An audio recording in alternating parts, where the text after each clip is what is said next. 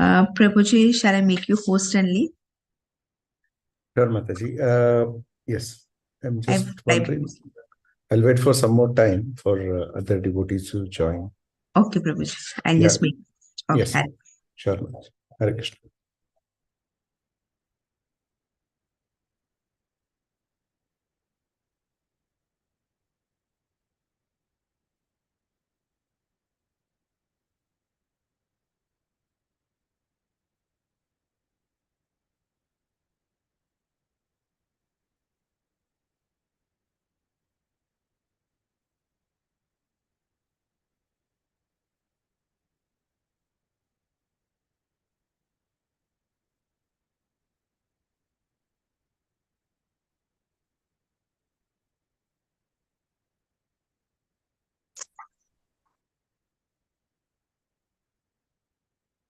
Hare Krishna.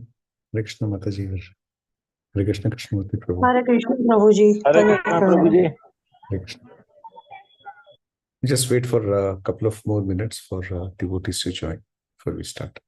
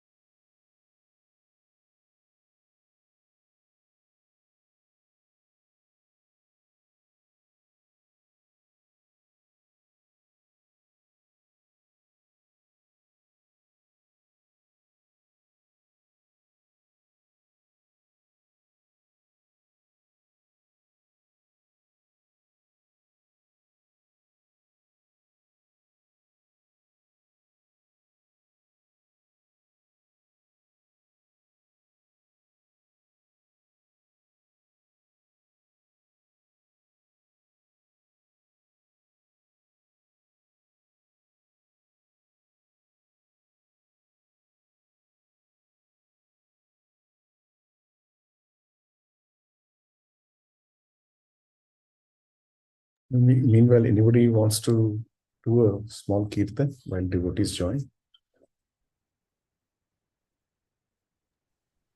May I, Prabhuji? Yes, ma'am. Please go ahead. Thank you. Prabhuji. Hare Krishna, Krishna Krishna, Hare Hare, Hare Rama,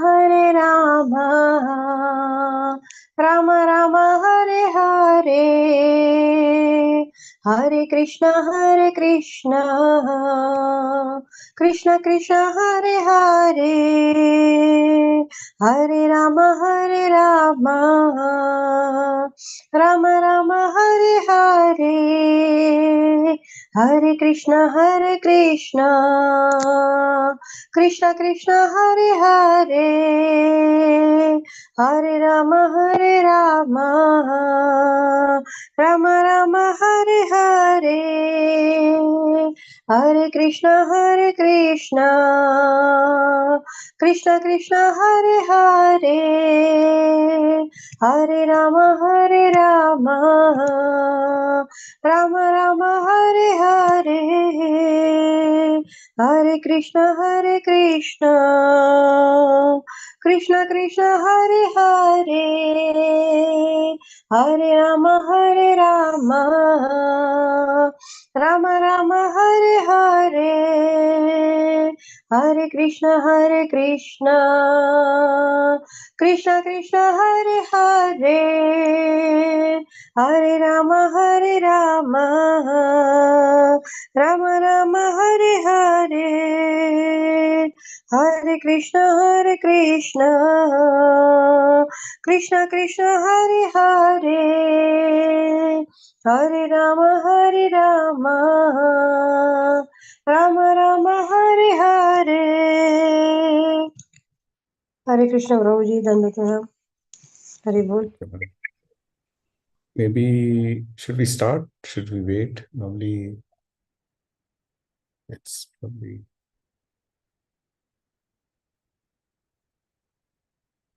maybe we'll get started, and as devotees join, they'll get up to speed. Start now. ॐ अज्ञानतिमिरान्धस्य ज्ञानाञ्जनशलाकया चक्षुरुन्मिलितं येन तस्मै श्रीगुरवे नमः। श्रीचैतन्यमनोभीष्टं स्थापितं येन भूतले स्वयं रूपा कदा मह्यं ददाति स्वपदान्तिकं।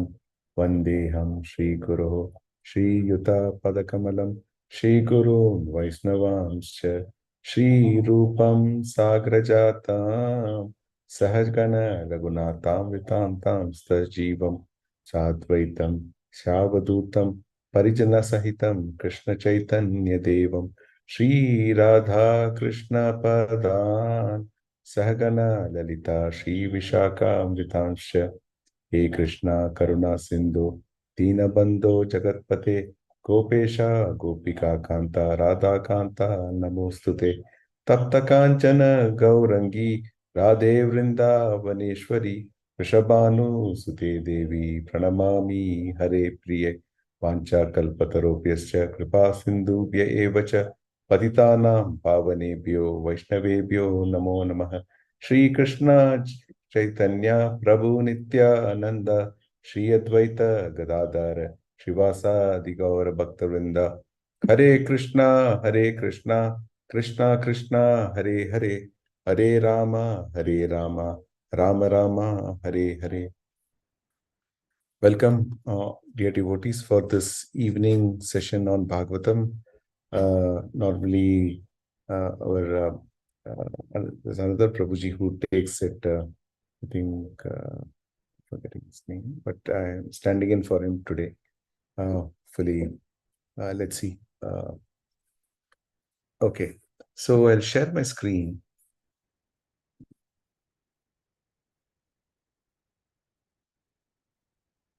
Let me know if you're able to see my screen. Is my screen visible? Yes, Prabhu. Yes. So I'll recite the shloka. Maitreya uvacha भृगो आदयस्ते मुनयो लोकानां क्षेमदर्शिनः गोप्त्री असति वै नृणां पश्यन्त पशुसंयताम्. Anybody wants to read the translation? Shall I, Prabhuji? Yes, Madhavi, please go ahead. Translation by Srila Prabhupada. Srila Prabhupada ki jai.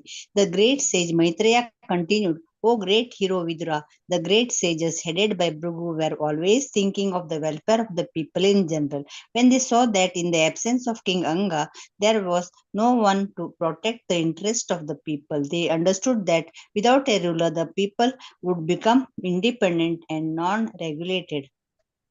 Purport? Yes, yeah. Anybody else also? Or Mataji, you can go ahead and read. No problem. Please go ahead. Purport by Srila Prabhupada ki jai. In this verse, the significant word is Kshema Darsinaha, which refers to those who are always looking after the welfare of the people in general. All the great sages headed by Bhrigu were always thinking of how to elevate all the people of the universe to the spiritual platform. Indeed, they advised the kings of every planet to rule the people with that ultimate goal of life in mind. The great sages used to advise the head of the state or the king, and he used to rule the populace in accordance with their instruction. After the disappearance of King Anga, there was no one to follow the instructions of the great sages. Consequently, all the citizens became unruly, so much so that they could be compared to animals. As described in Bhagavad Gita 4.13, human society must be divided into 4 orders according to quality and work. In every society, there must be an intelligent class, administrative class, productive class, and the worker class. In modern democracy, these scientific divisions are turned topsy-turvy, and by vote, Sudras or workers are chosen for administrative posts. Having no knowledge of the ultimate goal of life, such persons whimsically enact laws without knowledge of life's purpose. The result is that no one is happy. Hare Krishna Prabhuji. Thank you so much, Mataji. Thank you so much. So this is interesting. So we are starting from Canto 4, 14th chapter, verse 1. And here we are talking about descendants of Dhruva Maharaj, right? From Dhruva, then Anga, one in the succession. Anga ruled the kingdom well, right? And Anga basically, through Sunita, he basically had a son, Vena, right? And here, Vena has been talked about because King Anga left for the forest, and in absence of the king, they had to make a decision because if the people, if there is no ruler, right, like as they say, headless chicken, the entire population can go astray, right? They need to be controlled. The population needs to be controlled by a very able and just ruler, and that was missing. So to protect the interests of the people, there needed to be an appointment of a very able leader. Now, in absence of anybody else, they had to look at someone, and we'll soon see that Vena is elected as the king. Okay. Now, here, before we delve into Vena, Sunita, and the king, because there is an interesting pastime there also, let's dwell into what Srila Prabhupada is saying in this particular verse, right? In this verse, Shema Darshinaha, which refers to those who are looking after the welfare of people in general. Now, these days, the problem is that people themselves are dishonest, right? People, most of the times, there is vote politics, caste politics, there is politics of bribing through welfare schemes. When I say welfare, bribing through welfare schemes means passes for so many things, so many type of people free, free money distribution. That's actually another way of attracting votes, right? And so once people get lured into this kind of a scheme, of course, the person who's getting elected, is also coming from the same population. If the population is dishonest, how can we expect the leader to be honest, right? So people need to give away those short-term concessions they may be getting in the way of immediate benefit, but look at what are the policies of the leader. Is he going to do is he going to serve the just cause of the entire society? Is he in to make a quick buck? So leader election is the most critical decision one can ever take, be it a kingdom or a country. Now, Srila Prabhupada mentions that God himself had categorized the society in four categories, four orders: Brahmana, Vaishya, Shudra, Kshatriya. Right. So, in these four classes, the quality and work division was already set. Right. So, but with time, many people felt this is casteist, right? Work. So anybody who's Shudra felt that, his interests have been compromised. People saw the whole, order of quality and work as casteism, while that was never propagated by the Lord. It was always based on whose ability is to do what, right? For example, we have many Raja Rishis who became Brahmana. We had our Rishi. So we have what's the Rishi's name? I'm just forgetting. The one who basically fell to the advances of Menaka. If anybody can remind me. Vishwamitra Rishi. Vishwamitra Rishi. Sorry, Vishwamitra Rishi. So Vishwamitra Rishi was a Kshatriya, but he was taken as a Raja Rishi, right? He was he in fact got the title of Brahma Rishi, right? So there were advances of people from other work and quality to move around these ashramas, these varnashramas. So from that perspective, it was always based on the character, the inherent characteristics shown by an individual, right? And therefore, they could move to different varnashrams. So here, the Shudras or the people with not the right acumen, they were chosen for top administrative posts. Some of it enacted by government policies, some of it enacted by the fact that they just rose to power because the qualified people no longer participated in the society. They maybe moved around, they left the country, and this has happened, right? And now when someone who gets elected to the top post and who doesn't know the goal of life, what kind of policies will he set? He will set policies that are going to be whimsical, which is what is which is what is mentioned here, right? And these policies, and if you look at our own journey of democracy, so many policies have come and gone, so many policies have been evicted, so many new policies have been stated. That means we've never gotten into something that works for all, right?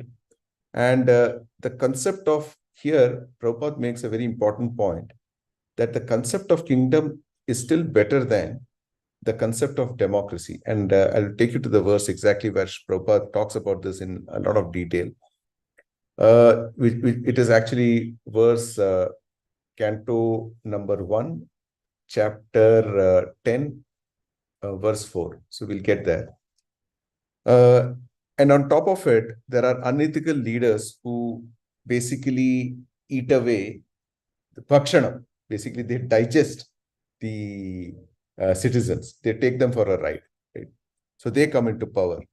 And policies are whimsical, as we mentioned. It is not based on Shastras. For example, much of our policies, they don't borrow much from Manu Samhita, right? So therefore, these are all dictates of the Lord. So as long as we are basing our policies on these Shastras, we are good. We will serve for the common good of everyone. But otherwise, these policies become very whimsical, which it is.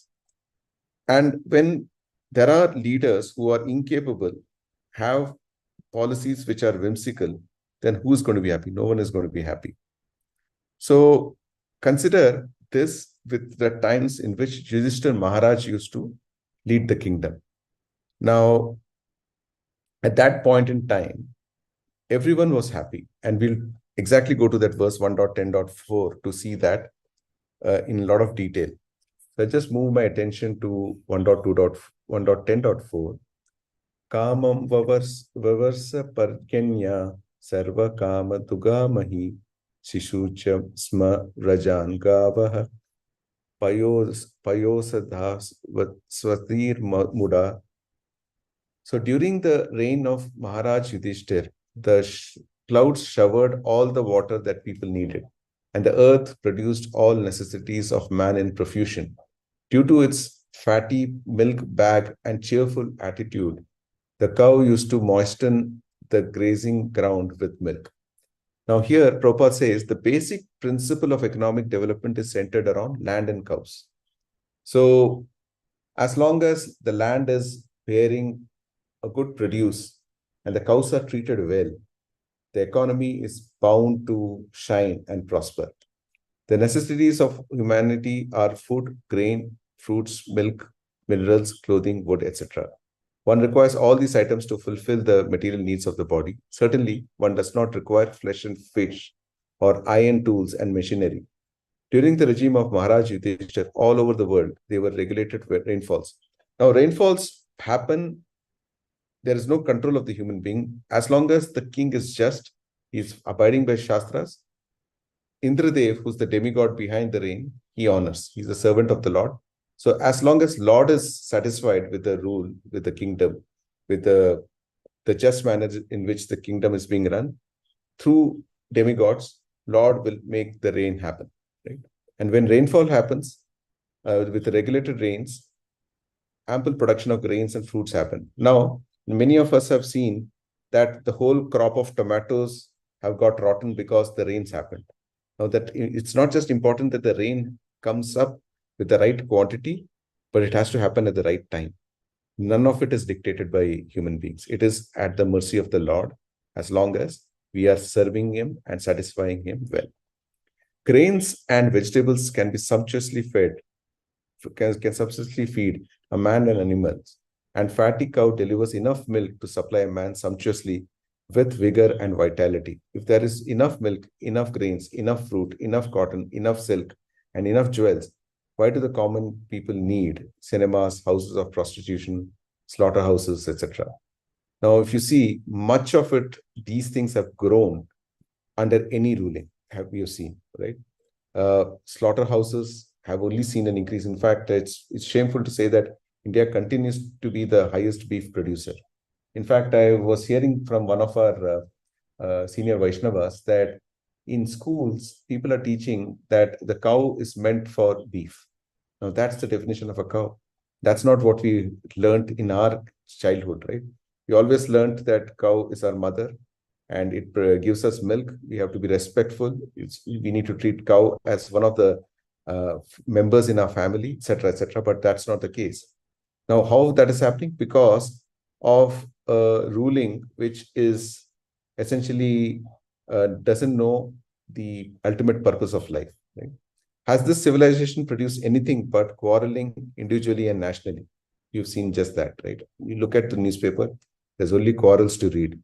Has this civilization enhanced the cause of equality and fraternity by sending thousands of men into a hellish factory and the war fields at the whims of a particular man? Does this rhyme? So we see a lot of friction between Russia, Ukraine, and multiple other wars that are happening across territories. It is also said that cows used to moisten the pasturing land with milk because their milky backs were fatty and the animals were joyful. Do they not require, therefore, enough protection for a joyful life by being fed with a sufficient quantity of grass in the field? Why should men kill cows for their selfish purposes? Why should a man not be satisfied with grains, fruits, and milk combined together and can produce hundreds and thousands of palatable dishes? Why are these slaughterhouses all over the world to kill innocent animals? So here there is a mention of Parishit Maharaj when he saw the bull being whipped by a man dressed like a ruler. The king at once arrested the butcher and chastised him sufficiently. Should not a king or executive head protect the lives of the poor animals who are unable to defend themselves? Is this humanity? Are not the animals of a country's citizens also? Why are they being butchered in organized slaughterhouses? So Prabhupada is asking a lot of pointed questions here. That there is a very interesting study I can recollect where Amog Leela Prabhu, one of our leaders in ISKCON Dwarka, he has given a video on where he has connected cow slaughter with earthquakes in that region. It's a very good, he's tied up these two aspects. So when we protect animals, what happens is that land also prospers. There is no, nature's fury that strikes that particular place, right? Therefore, in contrast with the modern advanced civilized form of society, government, an autocracy like Maharaja Yudhishthir is far by superior to a so-called democracy in which animals are killed and a man less than an animal is allowed to cast votes for another man less than an animal. So animal man. So essentially, here the pitfalls of democracy has been called out, saying that having one just ruler who can run the world, who's principled, who has studied Shastra as well. Prabhupada talks about training up the ruler under the auspices of trained brahmanas, scholars, sadhus, and having such a ruler rule the entire kingdom is much better than a democracy where the population is misdirected and unethical and dishonest, and a ruler or a king or a leader comes from that and is equally dishonest. So rather, if a ruler is just, even if the population is dishonest or unethical, the ruler will institutionalize the right policies that the population can understand the true purpose of life and act accordingly. Right? So here, Prabhupada makes a point around democracy. So there are a lot of other problems with democracy we see. We've seen rise of political parties where open bribery, caste votes, vote bank politics, that becomes the order of the day, and somebody becomes a leader and you can't get rid of him for the next 5 years. So there are many other problems, chaos, people get into coalition politics, right? And even if someone has the right mindset, because of coalition, he cannot fulfill the dreams of the people, right? So all those kind of problems also happen. Human civilization should depend on the production of material nature without artificially attempting economic development to turn the world into a chaos of artificial greed and power only for the purposes of artificial luxuries and sense gratification. Now, that's a very powerful point Prabhupada makes here, and we are seeing the repercussion of this. Now, most of the economics that is driving the world today is based on consumerism, right? The more you produce and the more gets consumed, the GDP and the economic figures dictate the position of the particular country. And everybody, starting from America to everybody else who's following the same model, is going down that path. Now, what is left for our younger generation? We are leaving a world, we are leaving an earth which is full of pollution. It's depleted of all trees, rivers, waters. Drinking water is so polluted. If you take the position of Delhi today, there is so much of pollution that people say that it's, 1 day spent in Delhi is like consuming 20 cigarettes, right?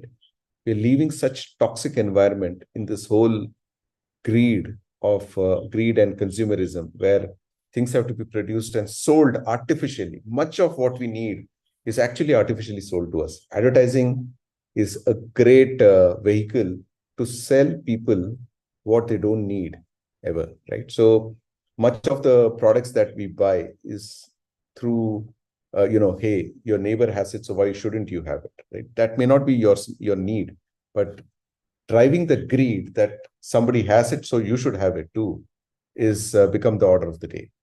So Prabhupada has gone back to basics here. He's saying that keep it simple. If you just focus on land and cattle, that is cows, you're going to get everything done. So there is also a scientific study which has been done that if you let a cow graze in a piece of land, it is the whole thing is a cycle by itself. So for example, the cow will take the grass on the land, and it will basically emit a cow dung and cow urine, which are extremely fertile. So the cow dung and the cow urine goes back into the earth, and it makes the ground more fertile than it was previously, right?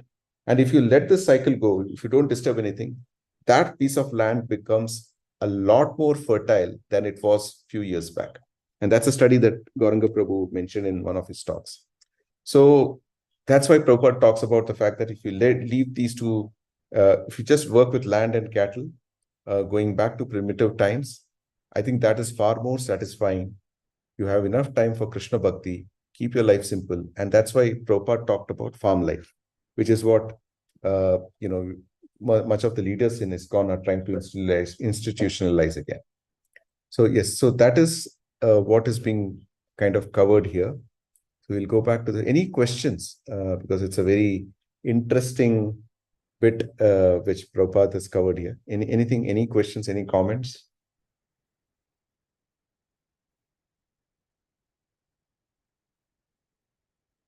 Okay.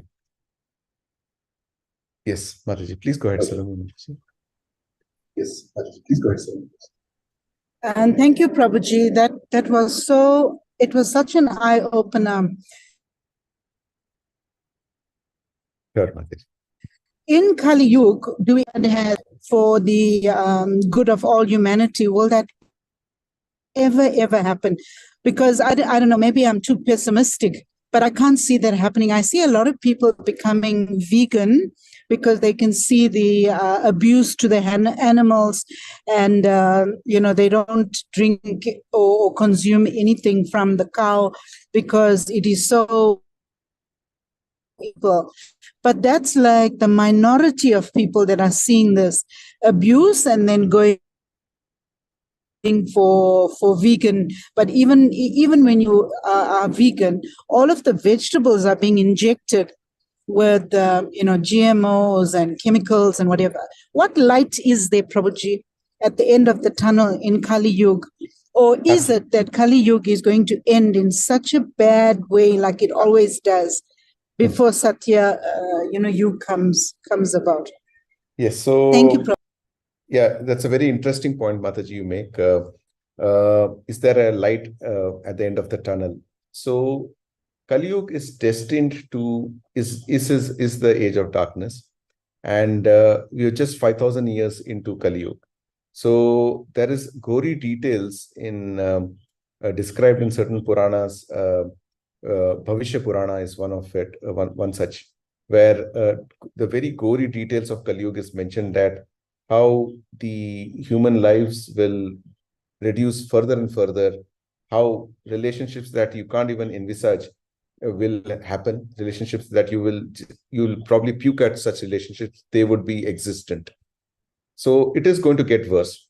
Now, for the next 10,000 years, which is what Mahaprabhu's prophecy is, we can expect some respite.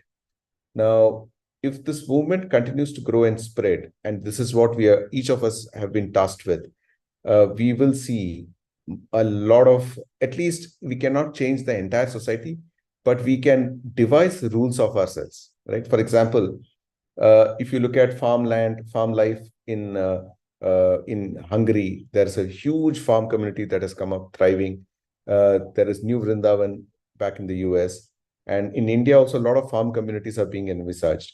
Now, there is, to your point, Mataji, there is this, apart from veganism, there is this great awareness of organic food that is happening, right?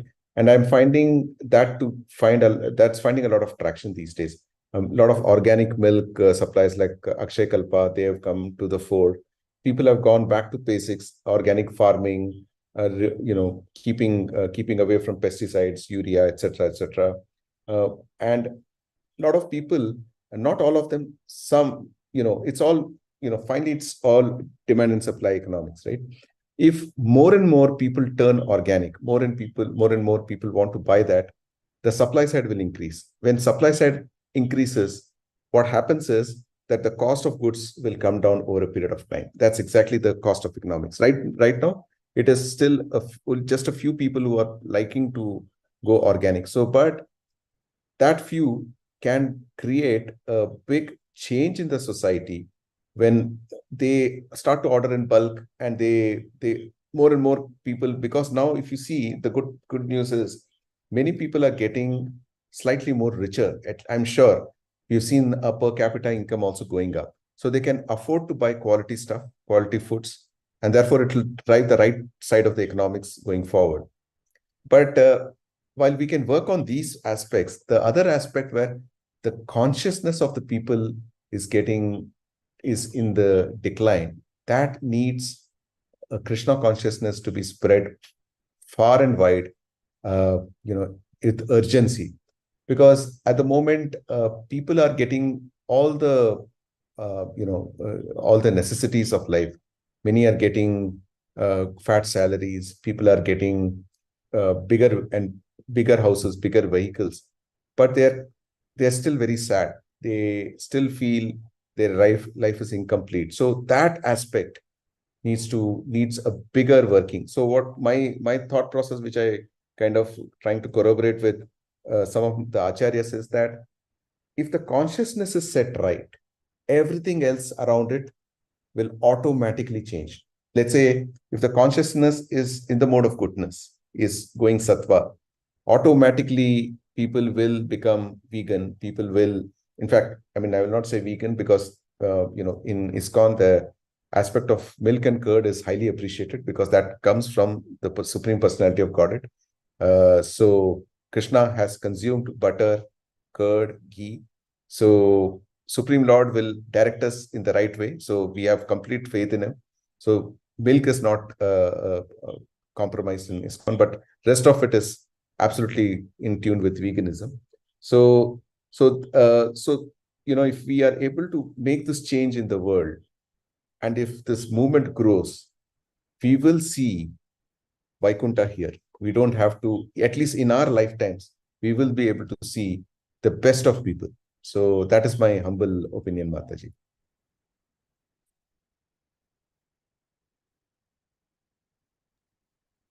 Thank you, Prabhuji. So it should that sorry, I'm just asking a question. Should that happen and Chaitanya Mahaprabhu's word comes, to light and people are going closer to Satya Yuga, is that how Kali Yuga is meant to end? No, it is because not. in my Correct. very little No, understanding, it's yeah. not. So Yes. So one another thing which Lord has mentioned, that it is very rarely someone takes to Krishna consciousness, right? So a good majority, there is going to be a very definitive majority of people who may never ever take to this movement. However, what we are saying here is that those fortunate among fortunate souls who have taken to this movement, they will still be able to feel a spiritual world here, right in the material world, right? I'm talking for those people. So however, Lord being so merciful, he says that the Krishna's name should be chanted in every gram, every village, every street. Now that is his mercy that he wants, but unfortunately the people in Kali are so dull-headed, so adamant, that many may not be able to take to this movement, simply because this movement asks for a lot of sacrifices. They have to give up on those, you have to abide by those 4 regulative principles. And it is only few who will be able to get there. So those blessed souls who continue in this path of devotion towards Krishna, they will not suffer so much like the people who are outside. And I'm not painting everyone in the same color, because there are other movements which have very good reasons. They have the right philosophy. I'm not talking about those, but those who are disconnected from the spiritual flavor, the spiritual consciousness, they will tend to suffer. They will, despite all the riches, they will not feel any sense of happiness. So you're right, Mataji. A good majority of people, Kali Yuga is destined to bring the worst of people. But those who have fortunately come into this movement will be like that, holding the umbrella against a rain, a rain which is like an acid rain. So yeah, that's how I'll see it. Thank you for that wonderful explanation. It's so clear. Thank you, Prabhuji. Thank you, Mataji. Hare Krishna. Hare Krishna. Thank. So we'll go to the next one. Veeramatram ahuyuya sunitam brahmavadinah prakriti asammatam venam apyaschin patim bhuvaha. Anybody wants to read the translation? Hare Krishna Prabhuji. Yes, Mataji. Please go ahead, Mataji. Veeramataram ahulya sunitam brahmavadinaha prakriti asamatam venam abhyasuchan patim bhuvaha. Translation by Divine Grace Srila Prabhupada, Srila Prabhupada ki Jai. The great sages then called for the Queen Mother Sunita, and with her permission they installed Vena on the throne as master of the world. All the ministers, however, disagreed with this. Thank you, Prabhupada. Thank you so much, Mataji. This is an interesting one. So let's dig deeper into the Queen Mother Sunita. Right? So I just pulled out something from Wiki, which is of course backed by Padma Puran. So here, there's a brief description of Sunita. I'll just expand my screen a bit. Okay. So Sunita basically comes from from the Mrityu, right? The king, she's the daughter of King Mrityu. So, yeah, or she comes from so it's mentioned that she was very ugly and a cruel woman who enjoyed hurting other people. So, so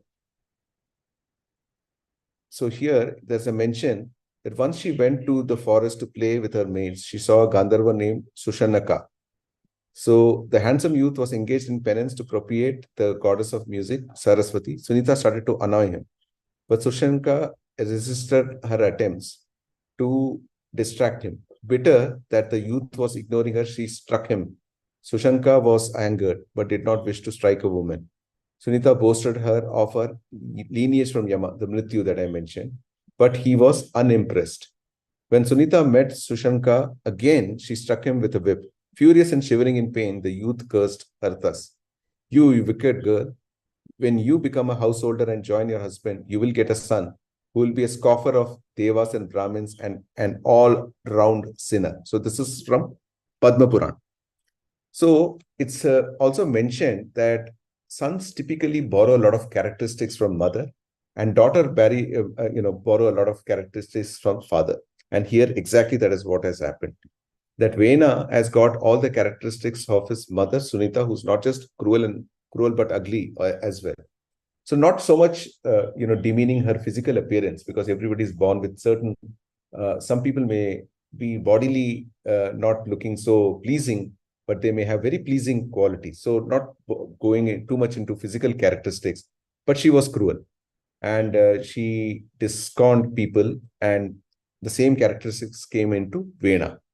So he was given. So many of the ministers, many of the people in the know, they were absolutely aware that Vena has gotten this characteristics from his mother. He's not going to be a good leader, good ruler. So they disagreed with this immediately. Okay? But let's see further what happens. Shutva Rapasana Gadam Venam Atyugrasasanam Ililyur Dasya Vaha Sadya Sarpatrasta Iva Kavaha. Anybody wants to read?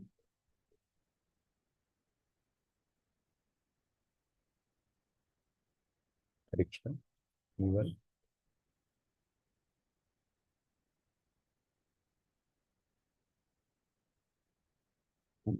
Archana Mataji, anybody wants to read? I'm just trying to see who has not read. Okay, Salome Mataji, please go ahead. It was already known that Vena was very severe and cruel.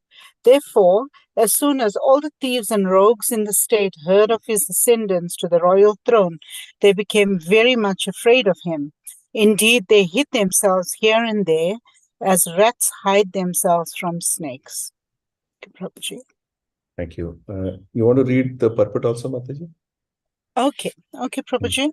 When the government is very weak, rogues and thieves flourish. Similarly, when the government is very strong, all the thieves and rogues disappear or hide themselves. Of course, Vena was not a very good king, but he was known to be cruel and severe. Thus, the state at least became freed from thieves and rogues. Thank you, Prabhuji. Thank you so much, Mataji. So this is a very interesting verse, right? So it's likely that in that kingdom, the thieves and rogues, they were not aware of the consciousness of Vena. They were thinking that since he's ascending the throne, they were not aware that he was actually, he will be in the side of the just, right? He was severe and cruel, but unjust as well, because he will not allow any sacrifices to happen. He was against the sadhus. So that part, these thieves were not aware. So since he was severe and cruel, they were thinking that likely he's in the side of the just. Therefore, we need to hide ourselves just like rats hide themselves when they see snakes around, right? So one interesting takeaway here is that one needs to be strong, and one needs to be very, if you are a ruler, you need to be very strong.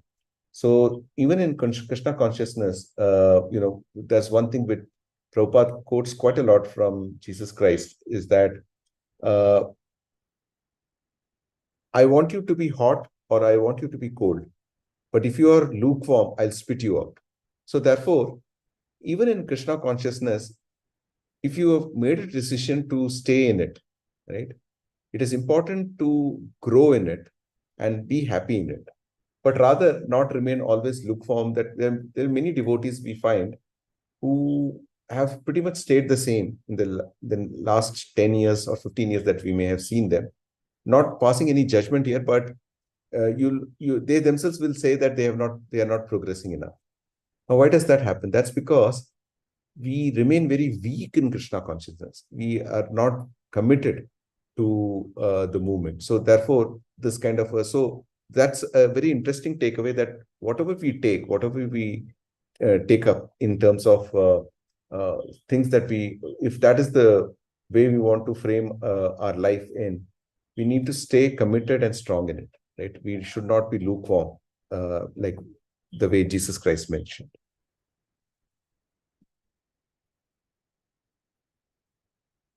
Sa aruda nripasthana unnadosta vibhutibi avamane avamene mahabhagan stabda sambhavita swataha. Anybody wants to read?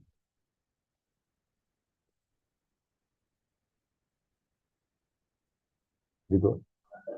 Prabhu ji. Yes, please go ahead, Prabhu. Prabhu ji, little bit disturbance is there. Anyhow, I am railway station. I will recite. Oh, okay. If you're not comfortable, Prabhu, we'll have someone else. You I can keep will hearing. try, Prabhu ji. Okay. Translation by A.C. Bhakti Vedanta Prabhupada ki jai. When the king ascended to the throne, he became all powerful with 8 kinds of opulences.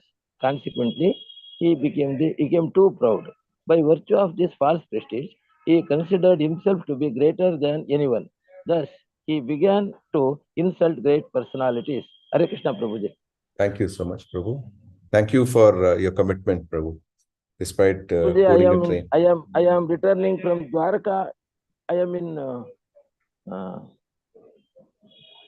nearby Ahmedabad. Oh, very bold. So today only I left from Dwarka, Prabhuji. Yes, Prabhuji. Okay.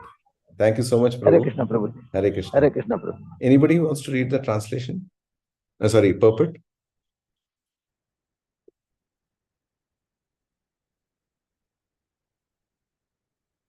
If the flow is perfect, I will read Okay. purport, Prabhuji. Yes, please go ahead. Purport by A.C. Bhakti Vedanta Prabhupada ki jai. In this verse, the word Asta Vibhuti, meaning by 8 appearances, is very important. The king is supposed to possess 8 kinds of appearances. By did, please, Prabhuji, I can't. Yeah. No problem. I'll read it, Prabhu. Sure. Take care of your throat. Everybody's going through a throat infection. In this verse, the word Ashta Vibhuti Bihi, meaning by 8 opulences, is very important. The king is supposed to possess 8 kind of opulences. By dint of mystic yoga practice, kings generally acquired these 8 opulences.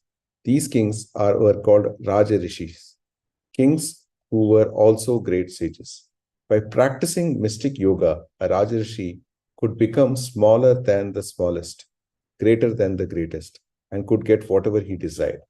A Raja Rishi could also create a kingdom, bring everyone under his control, and rule everyone. These were some of the opulences of a king. King Vena, however, was not practiced in yoga, but he became very proud of his royal positions nonetheless. But because he was not very considerate, he began to misuse his power and insult great personalities. Right? Interesting. So there is a saying that with great power comes great responsibility. Right? So a power given to someone who uses it indiscreetly, which is very true with many of our modern day leaders, that power actually begins to become the whip for the citizens, right? The citizens feel whipped because such a power is in the wrong hands. So in this case, there are these 8 opulences which are being talked about. I'm just trying to see if I can find that. So the eightfold mystic perfection, the eightfold opulences are these. Okay, just for your information. Perfection and achieve the power of becoming small like a particle. Aniba Siddhi. It is called becoming smaller than the smallest. Or becoming lighter than a soft feather. Lagima Siddhi. And the other one is get anything and everything from anywhere and everywhere. Prapti Siddhi. You can achieve anything that you desire. To become heavier than the heaviest. Mahima Siddhi. To act freely, even to create something wonderful or to annihilate anything at will. Isitva Siddhi. To control all material elements. Vasitva Siddhi. To possess such power as will never be frustrated in any desire. Prakamya Siddhi. So he is always satisfied. Or to assume any shape or form, even one may be even whimsically desire. Kama Vasitya Siddhi. So these are the 8 opulences which Prabhupada has kind of indicated here in this passage. So a Raja Rishi will automatically get these mystic opulences. Now, what happens when you get such opulences and your consciousness is not pure? You will use it for satisfying your own senses. Anybody will become a pain, right? Now, very interestingly, I am reminded of Hanumanji's when he was he was a small boy, at a smaller, when he was a small monkey. That time, he would disturb all the rishis, all the sadhus, not allowing them to, do their tapasya, their puja, and they cursed him. And of course, he realized, we also mentioned that he being this, devotee of the Lord, he'll be able to get his powers if somebody reminds him. That is Jambavan who reminds him. And he, we know how he actually turned the tables in the, in Ramayana. Right? So it is very important that with great power, one has to be very responsible. One has to think even more maturely than see, anybody who doesn't have power will always be meek and humble. But how do you respond when you have a lot of power at your disposal? That is true humility. That is true maturity. So that is what is being mentioned here, that because he was not considerate, he began to misuse his power and insult great personalities. Because, and that's exactly what happened with Hiranyakashipu and Hiranyaksha. So Hiranyakashipu, it's mentioned that if he would actually turn his eyebrow or raise his eyebrow, the demigods will shiver because they were completely incapable of giving any resistance to him.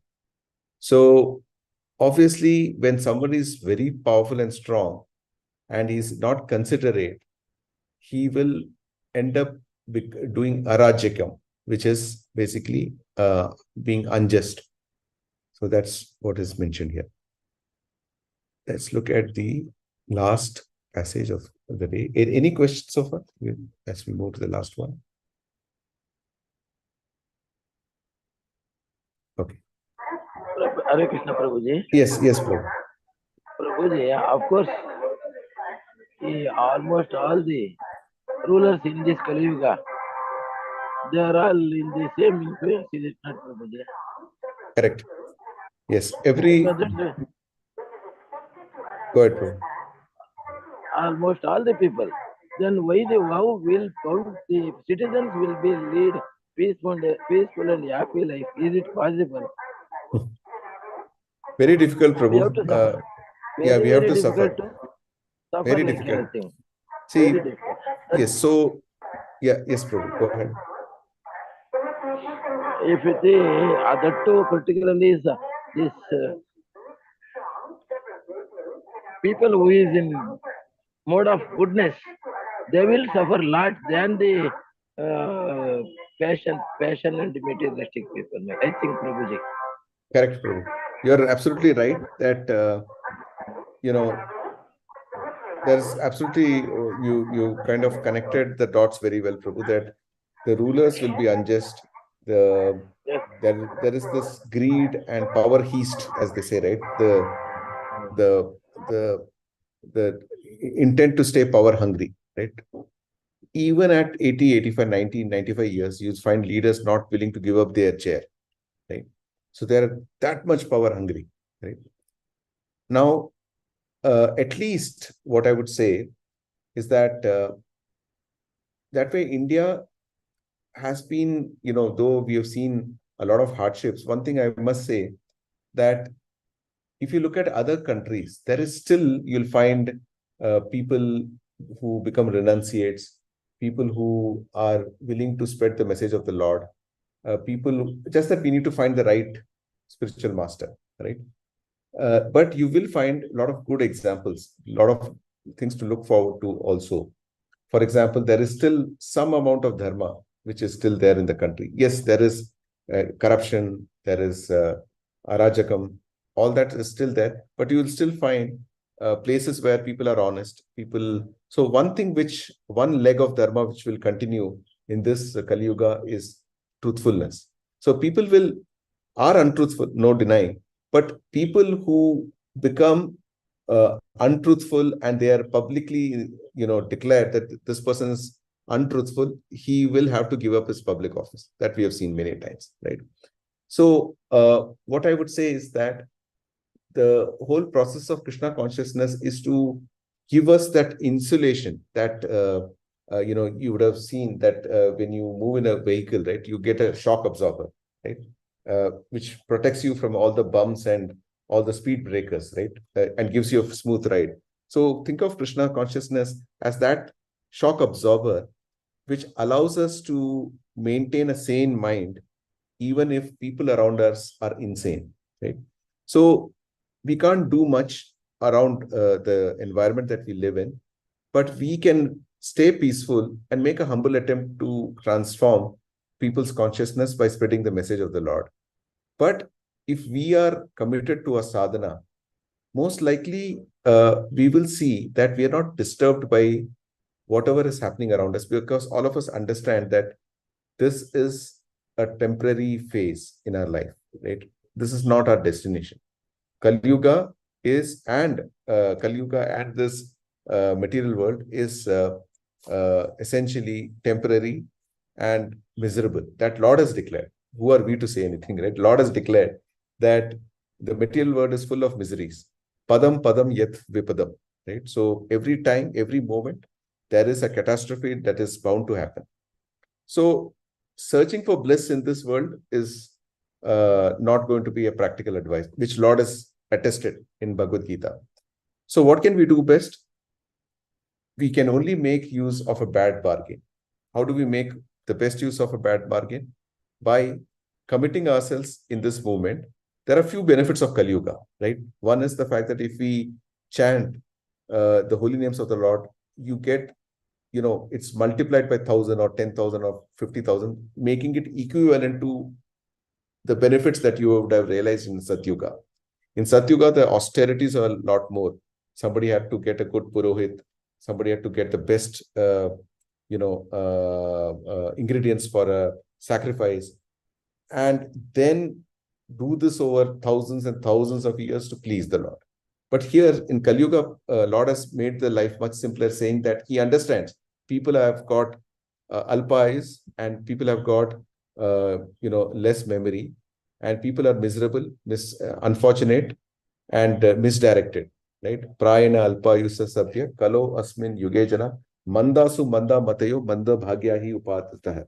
So Bhagavatam first canto, all these qualities have been described. So Lord is saying that if you just chant my holy names, it is as good as doing fire sacrifice and it is even better, right?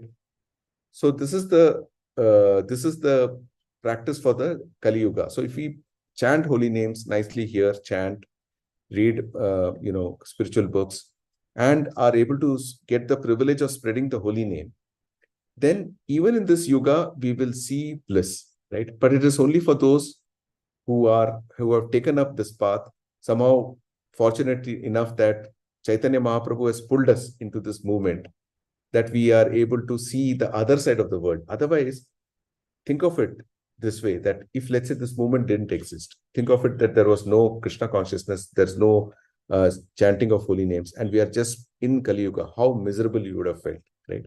Now, since we have the knowledge that this Yuga is going to be miserable, I will make the best bargain of a bad deal and work towards Krishna consciousness. So that is how we can look at it, Prabhu. Hare Krishna, Prabhuji. Thank you, Prabhuji. Thank you, Prabhuji. Thank you so much, Prabhu. So any other questions? Otherwise, we will end the class. Thank you so much for your patient hearing.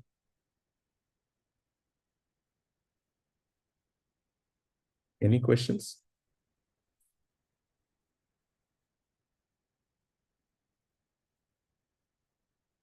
Okay.